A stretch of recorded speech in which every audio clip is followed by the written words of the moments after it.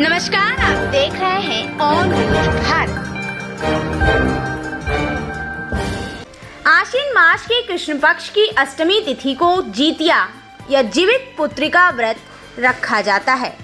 यह व्रत महिलाएं अपने संतान की सलामती व खुशहाली के लिए रखती हैं। इसी व्रत में भगवान जीमूतवाहन की विधिवत पूजा भी की जाती है। हिंदू धर्म में जितिया व्रत को कठोर व्रतों में से एक माना गया है। व्रती महिलाएं करीब 36 घंटे का निर्जला व्रत व निराहार रखती हैं। इस व्रत में भगवान जीमूतवाहन की विधिवत पूजा करने के बाद व्रत कथा सुनने का विधान होता है। धार्मिक कथाओं के अनुसार एक विशाल पाकड़ के पेड़ पर एक चील रहती थी। उस पेड़ के नीचे एक सियारिन भी रहती थी। दोनों पक्की सहेलियां थीं। दोनों ने कुछ महिलाओं को देखकर जितिया व्रत करने का संकल्प लिया और भगवान जीमूतवाहन पूजा करने का प्रण लिया।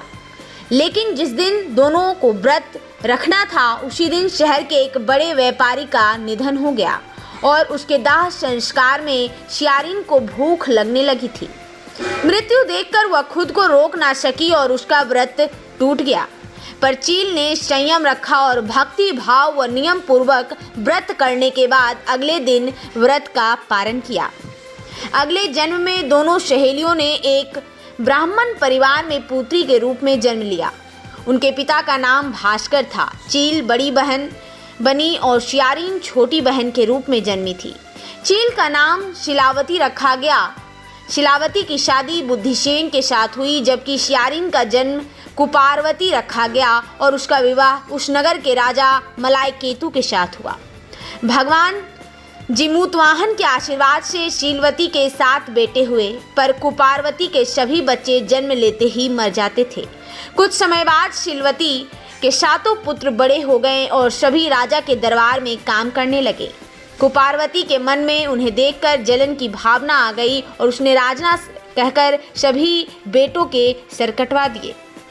यह देखकर भगवान जीमूतवाहन ने मिट्टी से 7 भाइयों के सिर बनाए और सभी के सिरों को उसके धड़ से जोड़कर उन पर अमृत छिड़क दिया और उनमें जान आ गई।